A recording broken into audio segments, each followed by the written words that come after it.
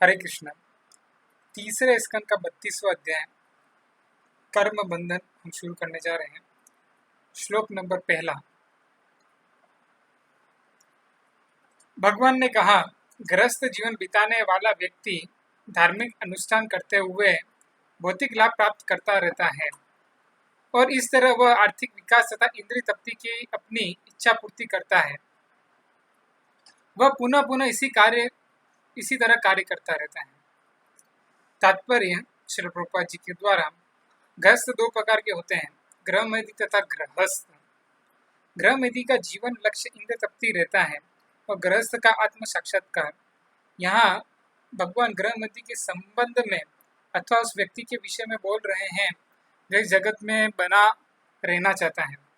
उसका कार्य यह है कि आर्थिक विकास के लिए धार्मिक अनुष्ठान करके भौतिक लाभों का भोग करें और अंततः अपनी इंद्रियों को तुष्ट करें।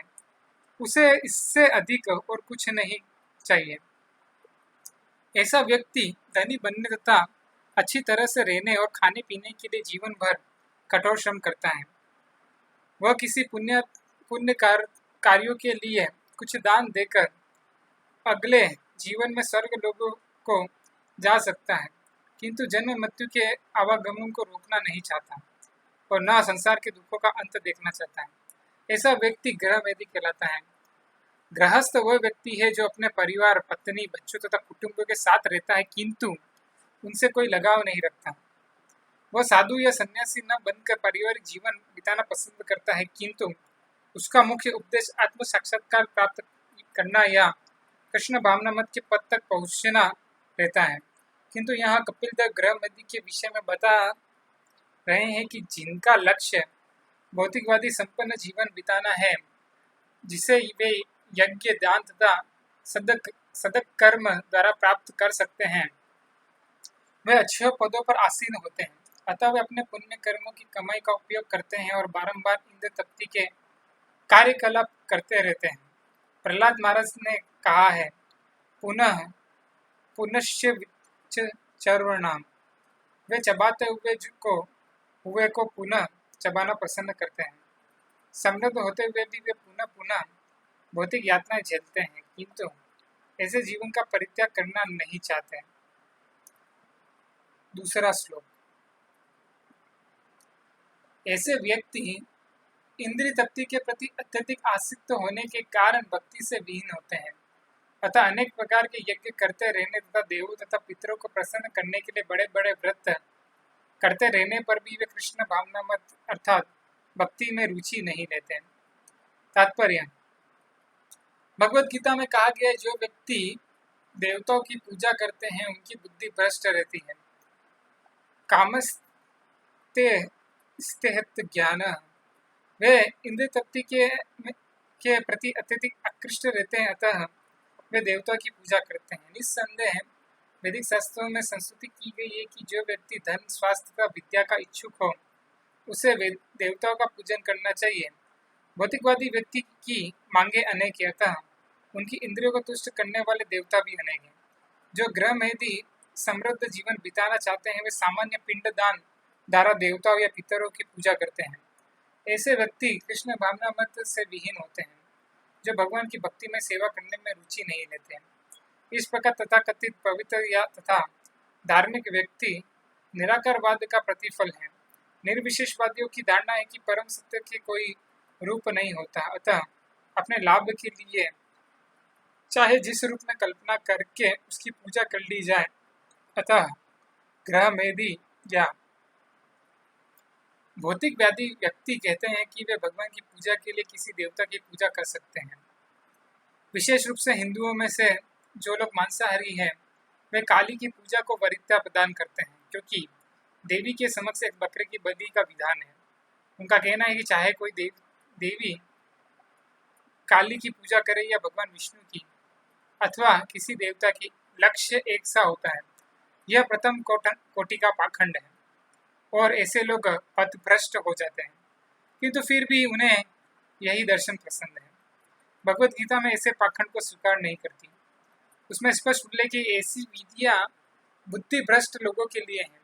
यहाँ इसी न्याय की पुष्टि की गई है और इसलिए काम मूढ़ शब्द का प्रयोग हुआ है, जिसका अर्थ है जिससे अपनी इंद्रियों खो दी है, जिसने अपनी इंद्रिया खो दी है, या जो इंद्रियों तुष्टि के लिए काम वासना से अंधा हो चुका है।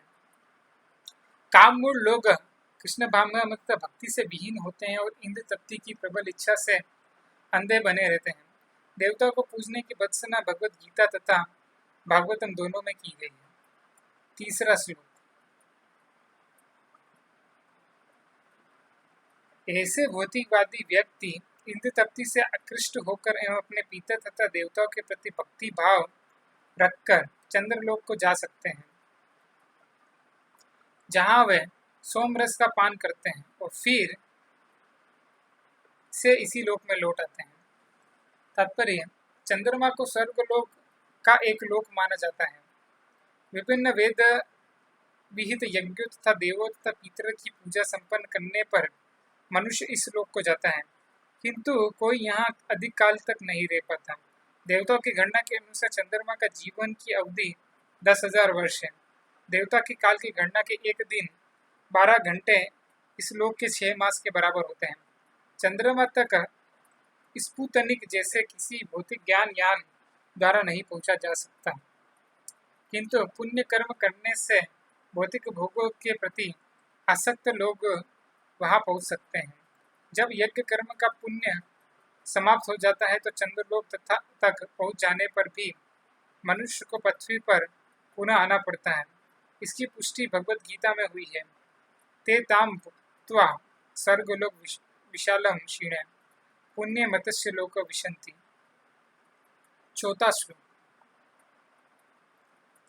जब भगवान हरि सर्पों की सैया पर, जिसे अनंत शेष कहते हैं, सोए हैं, जो भौतिकवादी पुरुषों के सारे लोक जिसमें चंद्रमा जिससे स्वर्गलोक सम्मिलित विलीन हो जाते हैं। तात्पर्य, भौतिकता के प्रति आसक्त लोग चंद्रमा जैसे स्वर्गलोक तक पहुंचने के लिए अत्यंत उत्सुक रहते हैं।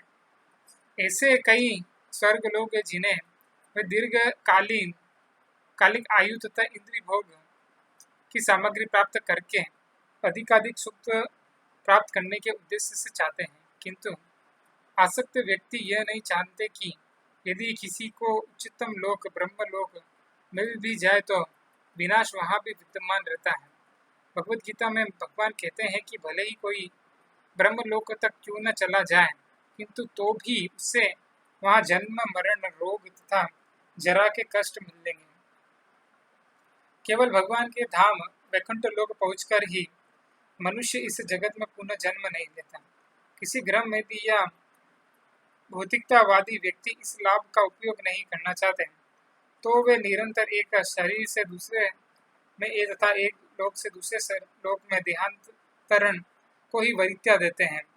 वे भगवान के धाम में आनंद पूर्वक ज्ञान में शाश्वत जीवन नहीं चाहते हैं। प्रलय के 2 प्रकार हैं। एक प्रलय ब्रह्मा की मृत्यु के समय होता है। उस समय समस्त स्वर्गों सहित सारी स्वार्गिक प्रणालियां जल में विहीन होकर गर्भोदक्षाय सागर की सर्पों की सैया पर लेटे हुए भगवान विष्णु के शरीर में प्रविष्ट करती है।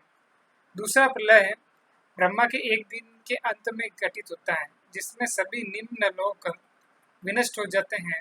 जब भगवान ब्रह्मा इस रात्रि के बीतने पर झांकते हैं तो यह निम्न लोक पुनः उत्पन्न होते हैं। इस श्लोक में भगवत गीता के इस कथन की पुष्टि होती है कि जो लोग देवता की पूजा करते हैं उनकी बुद्धि जाती रहती है। ये अल्पज्ञानी पुरुष यह नहीं जानते कि वे स्वर्ग जाते भी हैं तो प्रलय के समय वे स्वयं देवतागण तथा उनके लोक विहीन हो जाएंगे। उन्हें इसकी सूचना नहीं रहती कि नित्य वरदान से पूर्ण जीवन प्राप्त किया जा सकता है। हरे कृष्ण।